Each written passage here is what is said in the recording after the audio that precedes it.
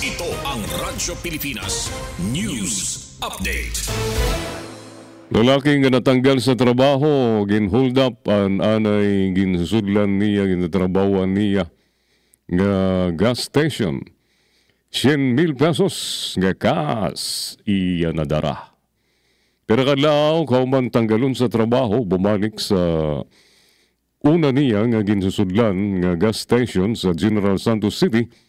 Ano sa nga anay gasoline boy, diri para mangumusta sa iyang mga nakaupo danay sa trabaho, kundi para man-hold up ang nadara niya nga salapi.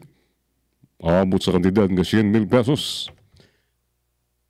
Sa report sa GMA Regional TV 1 Mindanao, kakulop nga adlaw ginsiring na itabo ang insidente sa barangay Dadiangas North sa Martes. Sa kuha sa CCTV camera sa gas station, nahuli ka ang suspect nga may kaput nga pusil samtang ginmanduan ano sa kababae nga ibutang sa iya bag ang mga salapi nga iya gindalagan. Sigun kan General Santos City Police Office Director, Police Colonel Nicomedes Olayvar Jr., lumutaw sa investigasyon nga binakadlaw pala natatanggal sa trabaho ang suspect tungkol sa usapin ng mga labdanan sa kita sa gas station. Naging kampante daw ang mga trabador sa gas station tungkol sa kasabot nila bumisita ang suspect. Pero sa makuha sini sa butangan ang pusil sa security, dito na nagdeklara sa hold up ang suspect. Sumalakan Olayvar, kabisado sa suspect kung diin nakabutang ang pusil ngan maging ang drawer kung diin nakabutang ang binta nga salapi. Ginlalanat na sa mga otoridad ang suspect samtang nag-istrikto naman sa seguridad ang dagiya sa gas station. Usang nga lalaki umatake sa usang nga balay ngan ginupakan ang mga naistar para kuhaon ang live-in partner sa usa sa mga suspect. Nag-viral sa social media ang nahurikam nga pananakit sa pera nga kadalakinan sa mga naistar sa ginsunlan mira nga balay sa Pasig City. Sa paunang investigasyon nga ginhimo sa mga kapulisan ay baruan nga nagdigang ang samok san bayaan san babae nga ka-live-in ang usa sa mga suspect nga pumakadto sa nasabi nga balay. Sa report sa GMA News 24 oras kakulop, maikitan sa video footage ang ginhimo nga panununtok ngan panbanyak sa mga suspitsado sa mga kalalakinan nga na-star sa balay. Maging ang babae nga na-star sa nasabi nga balay ang ginsuntok niwat sa mga suspect. Ang usa nga suspect nagpagawas pa sa baga pusil tingin sa iya bag. Pirilot nira ginabriyan ang portahan sa CR tubtub sa usa nga babae ang gumawas nga siya ngayon ang kalungon ka live-in partner sa usa sa mga suspect nga ira iginupod sa pagikan wari pagiha.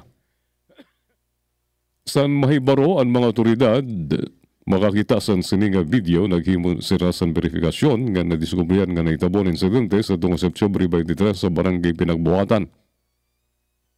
Sigun kan Police Colonel Hendrix Mangaldan, hepe sa Pasig Police Station, nalutaw nga waray abduction nga naitabo tungod kay magkakilala ang mga suspect nga mga biktima nga nagamada daw sa diri pagkaintindihan. Amad to aton news update, Jean Navilon, iotag notisya. Mula sa pinakamalawak na newsroom sa buong Pilipinas, ito ang Radyo Pilipinas News Update. Ito ang Presidential Broadcast Service. Radyo Pilipinas. Radyo Publiko ng bagong Pilipinas para sa bagong Pilipino. Naghahatid ng mahahalagang balita at impormasyon. Nag-uugnay ng pamahalaan sa sambayanan. Tulay sa himpapawid ng serbisyo publiko. Radyo Pilipinas. Radyo Publiko. Ang boses ng Pangulo. Sa Kalbayog, 882 AM. Radyo Pilipinas. Radyo Publiko. GMA Affordabox. Kaya may access ka na sa balitang totoo. Anytime, anywhere. Sa radyo, sa social media, at TV. Radyo Pilipinas, 738 AM.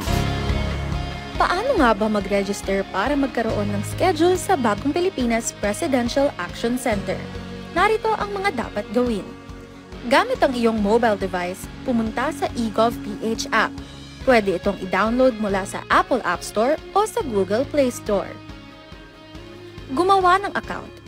Ilagay ang email address, valid mobile number, pagkatapos ay makakatanggap ka ng one-time code sa iyong email. Gamitin ang code sa eGov app para sa verification ng iyong account at ng mga impormasyong ibinigay. Congratulations! Meron ka ng eGovPH app account. Pwede mo na ma-access ang iba't ibang serbisyo ng gobyerno kabilang ang mga serbisyo sa Bagong Pilipinas Presidential Action Center. Ito ang Presidential Broadcast Service Radyo Pilipinas. Radyo Publiko ng Bagong Pilipinas para sa Bagong Pilipino. Naghahatid ng mahahalagang balita at impormasyon na guugnay ng pamahalaan sa sambayanan.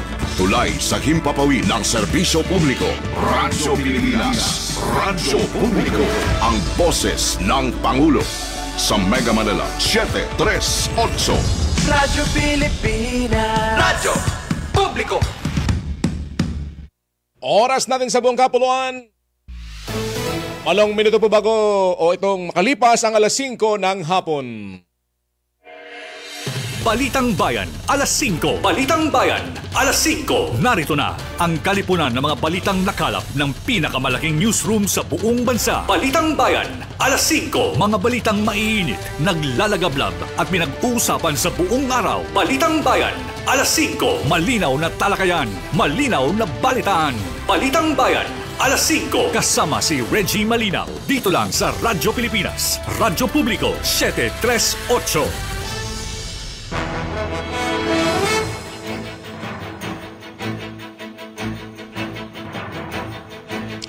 Sa ulo ng ating mga pangunahing balita ngayon pong araw ng Huwebes,